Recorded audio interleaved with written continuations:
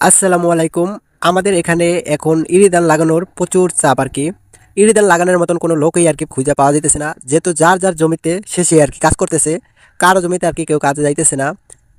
আর এখন মূলত জমি পেকি করা লাগে, তারপর ধান লাগানো লাগে, এই কারণে যার যার কাজ নিয়ে শেষে আর কি ব্যস্ত। এখন আমাদের জমিতে আমাদের আর কি ধান লাগাইতে হইব।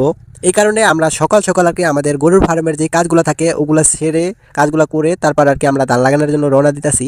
সকালে প্রথমে আমরা একচোট আমরা এই গরুর জন্য কিছু ক্ষেতের থেকে কলই কাইটা নিয়ে আসছি, ওগুলা দিছি গরুকে, তারপর গরুকে পানি খাওয়াইছি। এখন বাজে প্রায় বেলা 11টা, এই সময় আর কি আমি জ্বালাগুলা ভরে তারপর আর কি ধান লাগানোর জন্য রওনা দিতেছি।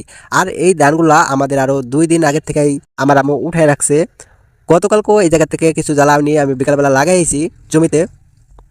বিলে আইতে আইতে বেলা বাইজে গেছে প্রায় 11টা। এখন আমাদের আগে জ্বালাগুলা আগে খেতে ছিটিয়ে নিতে হইব, না হয় দেখা যায় বারবার যদি এক জায়গা থেকে জ্বালা নেওয়া আশা করি তাহলে পায়ে চেগা বেগা হয়ে যাবো, জ্বালা লাগানোর জন্য তেমন একটা সুবিধা হইব না।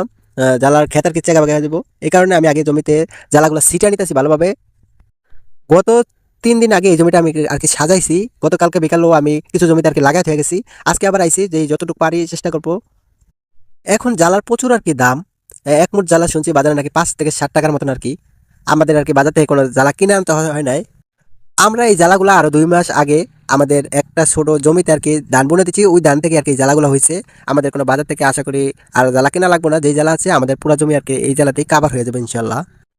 আমি বিলাইছি প্রায় 11টা, এখনো পানিতে যেই একটা ঠান্ডা, যেহেতু এখন শীতকাল পানি অনেকটাই আর কি ঠান্ডা আছে, পানিতে আর কি হাতি দেওয়া যাইতেছে না। অথচ যারা আর কি ধান লাগাইছে তারা আর কি জিনিসটা বুঝবো, পানি অনেকটা আর কি ঠান্ডা।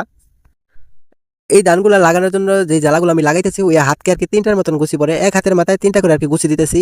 আর আমি তেমন একটা ধান লাগানোর অভ্যস্ত না, এই কারণে তেমন একটা হাত আমার চালুও না।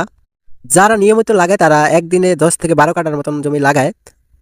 আমাদের এদিকে মূলত 2 শতাংশতে 1 কাঠা। আমি মূলত একদিনে 5 থেকে 6 কাঠার মতন লাগাইতে পারি, এর বেশি আর কি পারি না। আমাদের এখানে প্রায় 10 করার মতন জমি আছে, এরপর এর সাইডে আর কি আরো 30 করার মতন আর কি জমি আছে। মোট মিলাইয়া 35-40 করার মতন জমি হইবে আর কি। যেহেতু এই ধানগুলো আমার একাই লাগাইতে হইব, এই কারণে আমার প্রায় 1 সপ্তাহের মতন এই জ্বালা লাগানোর কাজ করতে হইব।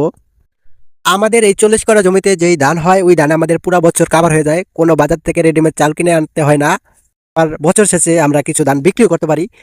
কিন্তু এই 40 করা জমিতে যেই কুটা বা যেই খের হয়, ওই খেরে আমাদের গরুর পুরো 1 বছর এই খেরে কাভার হয় না। আমরা এই 40 করা জমিতে যেই খের পাই এর সর্বোচ্চ 2 থেকে 3 মাস পর্যন্ত আমাদের গরুর খের হয় আর কি, তারপর আর হয় না, আমাদের খের কেনা লাগে।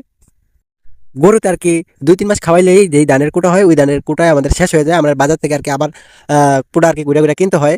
আমরা কিছু ঘাসও লাগাইছি, তারপর আমাদের আর কি আরো কুটা কেনা লাগে। আর আমরা যেই ধান পাই ওই ধানের চাউলে আমাদের পুরো বছর কাভার হয়ে যায় ইনশাল্লাহ। আর আমাদের এদিকে খেরের প্রচুর দাম। দাম হওয়ার কারণ আছে, আমাদের এই জমিতে বছরে এক সিজন আর কি ধান হয়, তারপর আর কি এই জমিগুলো পুরাই খালি পড়ে থাকে। আমি একবার কুমিল্লার ওদিকে গেছিলাম, দেখছিলাম ওদিকের জমিতে 1 বছরে নাকি 3বার ধান হয়, 3বার ধান কাটা হয় আর কি, 3বার হয়। আমাদের এদিকে 1 বছরে একবারই ধান হয়, তারপর এই জমিগুলো খালি থাকে। যেহেতু আমাদের এই অঞ্চলের অনেকটাই পানি হয়, যেহেতু এদিকে অনেক খোঁজ, এই কারণে পানির কারণে আসলে আমরা ধান করতে পারি না, এই কারণে আর কি কুটার একটু সমস্যা হয়। আসলে আমাদের এই জমিতে যেই ধানগুলা করি ওই ধানের চাউল অনেকটা মোটা থাকে, এই কারণে ভাতগুলা একটু মোটা হয়। অনেকে দেখা যায় এই চাউলের ভাত আর কি খাইতে পারে না। যেহেতু আমরা সবসময় এই চাউলের ভাতেই খাই, এই কারণে আমাদের কোনো সমস্যা হয় না। বিশেষ করে যারা ঢাকা থাকে তারা তো রেডিমেড চাল কিনে খায়, ওই চালগুলো অনেকটা চিকন থাকে, এই কারণে এই চাউলের ভাত একটু মোটা হয়, এই কারণে খাইতে পারে না। আমরা সবসময় যেহেতু এই চাউলের ভাত খাই অভ্যস্ত, এই কারণে আমাদের কাছে এই চাউলের ভাতই আমাদের কাছে ভালো লাগে আর কি। যে যেটা খাই আর কি অভ্যস্ত তাদের কাছে আর কি সেটাই ভালো। আজকের মতন এখানে বিদায় নিচ্ছি, সকলে ভালো থাকবেন, সুস্থ থাকবেন। আসসালামু আলাইকুম আ রহমতুল্লাহ।